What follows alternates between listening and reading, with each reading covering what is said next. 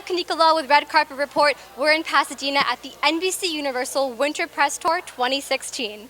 That dress, I mean, you both look amazing, but that's very nice. So tell me, I mean, the excitement on this show. I mean, it's really different, it's fresh, it's, I think, what we need, you know, especially towards millennials. So tell me about your, I guess, all the involvement and excitement. Yeah, you know what? I think it's really exciting that you get to showcase some of the great ideas across America and some of these incredible people who are working everyday jobs, who are just excited to the prospect of quitting their day job and making it big, right? And hopefully you're able to go behind the scenes and see a lot of that entrepreneurial journey.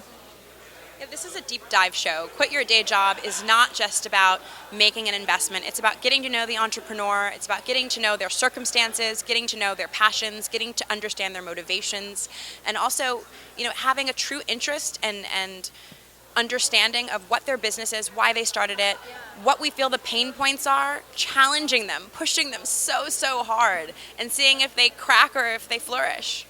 And your own businesses, I mean, tell me about how you guys started that and who was your inspiration, you know, because you guys didn't have, I'm sure you didn't have as many mentors as what you're doing now. Well, you know, I think we all have had the benefit of mentorship early on in our careers. All of us started businesses in our early 20s. And for me, it was actually accidental exposure to an entrepreneur. You know, I went to work for a family friend for the summer and went, oh my God, this is a real thing. Like, you can create something from nothing, right. And you can, in watching it grow, right, you sort of get bought into that idea, right? And that just, you know, something that you could be that passionate to work every day on your own idea and your own vision.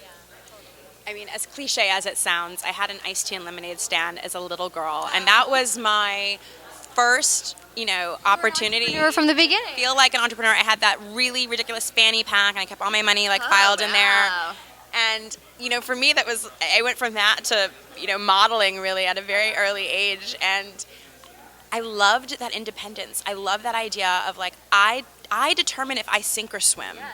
And that's also terrifying. Like, let's be honest, like running your own startup can be terrible. It is absolutely terrifying. I don't think that when I was starting lemonade and iced tea stand or when I was modeling that I was thinking about starting a company. But for me, I started investing and I invested in land. And so my first business ended up being a vineyard that I turned into a winery. So that was just kind of circumstantial, but yeah. I mean, do you come from a family, both of you have business backgrounds or parents? I think there's, you know, you owe a lot to the confidence that you're given from your parents. And for me, certainly, like, my parents made me believe that I could do anything. And I think that sense of, you know, purpose and, you know, the potential impact is really, really important. And that's why, so I actually launched a school called Future Design School, so that we actually try and instill that in kids as young as grade 6. Like, teach them that you really can have an impact, and there are sort of repeatable methods around ideation, validation, rapid prototyping, and if you're passionate about solving a real problem, you can do something about it. Interesting. I think for me, it's been, I've never been afraid of failure. It's always really been not, oh, well, what if you fail, but what if you fly? What if you soar? And you see that on this show. You see that on Quit Your Day Job. You see it in our lives as entrepreneurs. You know, anything worth having is worth a huge risk.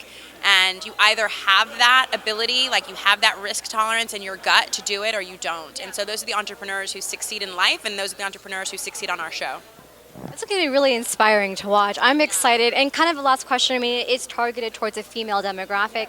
So what can you say about female entrepreneurs? I mean, are they a little bit squashed under males? I mean, what's... You know, I hate even bringing this up, but like, yeah, for me, like, the gentrification, that's the word I'm going to make up. Like, you're an entrepreneur. I don't really care what your plumbing is. Like, the reality is you're either a good entrepreneur or you're a bad entrepreneur. You either have a great idea, you have the tenacity, or you don't. And we've seen really great entrepreneurs from all sorts of backgrounds, and gender is nothing. It means nothing. But do females, though, experience that firsthand, though? Do they feel like they're less than? I feel like some of them do.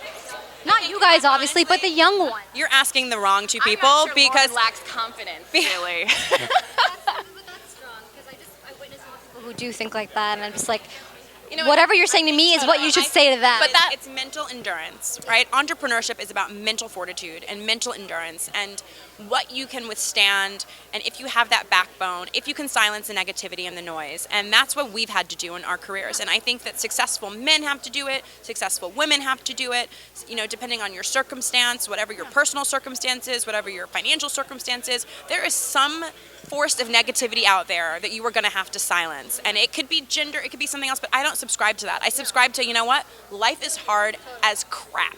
And either you pound the pavement every day and hold your head high and do the best that you absolutely positively can and hope and sometimes pray that it's going to get you exactly where you want to go.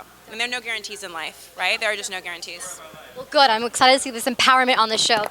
Hey guys, thank you so much for watching this video. If you like it, make sure to give it a big thumbs up, subscribe for a lot more interviews, and comment below. Let me know which new show you're really excited to see this season.